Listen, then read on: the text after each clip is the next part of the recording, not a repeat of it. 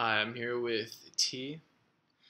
Just to confirm, you're not a student in Professor Kirkland's class? No. Okay, you've never taken him before? No.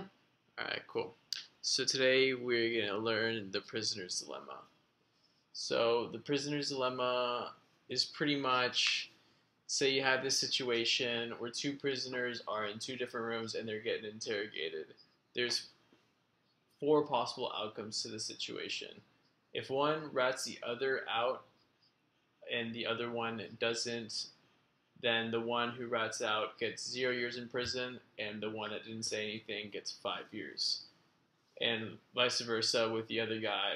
If the second prisoner rats the first one out, and the first one doesn't say anything, then the second will have 0 years in prison, and the first one will have 5 years, or the other one will have 5 years. Got it? So we're going to draw that little, the options here.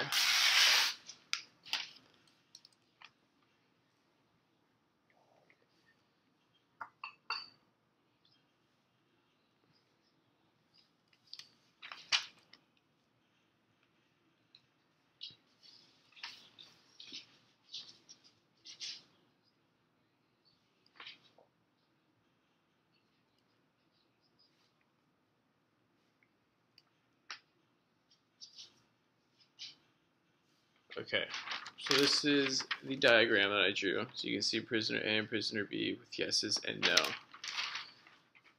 So if one says no, the other says yes, it will be 0 or 5 years. Like that, when the answers are different. If both rat each other out, then they will both receive 10 years.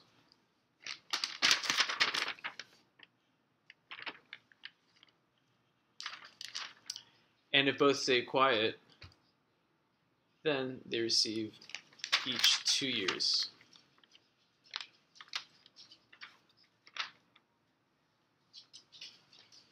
So what this prisoner's dilemma is trying to explain is the notion that people are selfish and they're going to do what's in their self-interest. So it says that most likely they will rat each other out.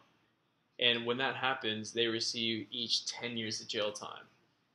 Versus if someone's not selfish but the other is, one will receive 5 years of jail time while the other doesn't.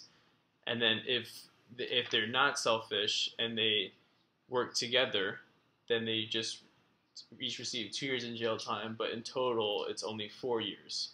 So in reality it's less than 5 years by one person or 20 years by both people.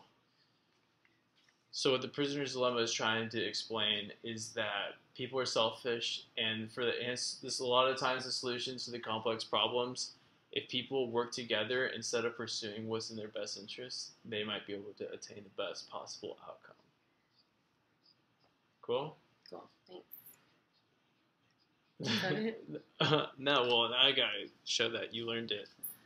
Alright, so let's say there's two people like at a grill, they're making burgers and they want cheeseburgers, but there's only one slice of cheese left.